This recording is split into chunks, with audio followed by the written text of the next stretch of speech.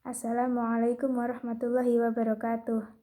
Perkenalkan, nama saya Fani Amelia Sari dari kelas PAIA 2. Saya kelompok 7, mata kuliah studi Quran dan tafsir Tarbawi. Saya akan menjelaskan tentang perbedaan surah Makkiyah dan surah Madaniyah. Dilihat dari beberapa aspek dan pandangan para ulama, dapat dijelaskan bahwa perbedaan surah Makkiyah dan Madaniyah adalah: yang pertama, dilihat dari proses turunnya. Ayat Makkiyah turun sebelum Rasulullah hijrah ke Madinah.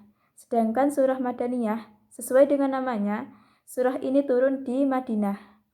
Untuk yang kedua, surah Makkiyah disampaikan dengan teknik kultural dan berfokus pada reformasi moral.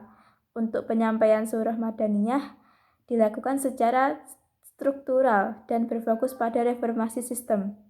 Yang ketiga, surah Makkiyah menggambarkan orang-orang musyrik yang menentang, dan Madaniyah menggambarkan orang-orang yang ahli kitab.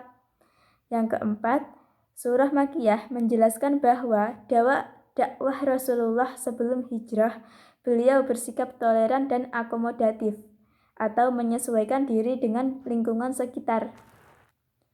Sedangkan surah Madaniyah menjelaskan bahwa dakwah Rasulullah sesudah hijrah, beliau bersikap tegas dan menggunakan sistem kemiliteran. Untuk yang kelima, respon baik dari surah Makkiyah adalah mengajak untuk bersabar dan meneladani sikap Nabi terdahulu.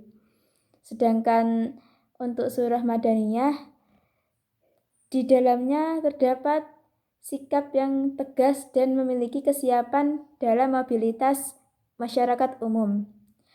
Yang keenam, di dalam surah Makkiyah banyak terdapat kisah umat terdahulu secara rinci dan berulang-ulang. Namun di dalam surah Madaniyah, kisah umat terdahulu disampaikan sebagai isyarat. Yang ketujuh, banyak ditemukan penggunaan sumpah di dalam surah Makkiyah. Sedangkan di dalam surah Madaniyah hampir tidak ada penggunaan sumpah. Perbedaan yang kedelapan, dilihat dari sikap terhadap Yahudi, surah Makkiyah masih bersahabat dengan menyebutnya Bani Israel, sedangkan surah Madaniyah bernuansa permusuhan dengan sebutan Yahud atau Alladzina Hadu. Yang kesembilan, ayat sajdah di dalam surah Makkiyah ditemukan beberapa ayat sajdah, sedangkan di dalam surah Madaniyah tidak dapat ditemukan. Gaya bahasa dalam penyampaian surah Makkiyah menggunakan gaya bahasa yang puitis, berwazan, dan menggebu-gebu. Untuk penggunaan gaya bahasa di dalam surah Madaniyah, penggunaannya yaitu prosa dan tenang.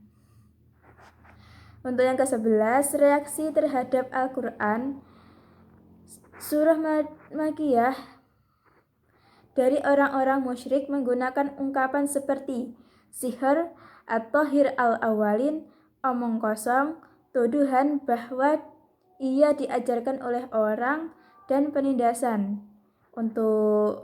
Sedangkan untuk Madaniyah dari orang-orang Yahudi dan munafik melalui polemik, debat, perang wacana, konspirasi, dan pengkhianatan. Sedangkan untuk yang ke-12, yaitu di dalam surah Makkiyah, Nabi Muhammad adalah sebagai pemberi peringatan dan kabar gembira dari Allah Subhanahu wa Ta'ala. Sedangkan Madaniyah, Nabi Muhammad adalah sebagai Nabi dan Rasul. Yang terakhir yaitu 13.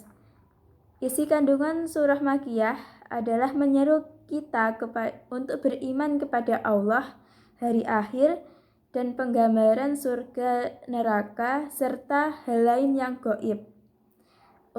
Isi kandungan dari surah Madaniyah yaitu mencakup masalah sosial, politik, hukum, muamalah, dan lainnya.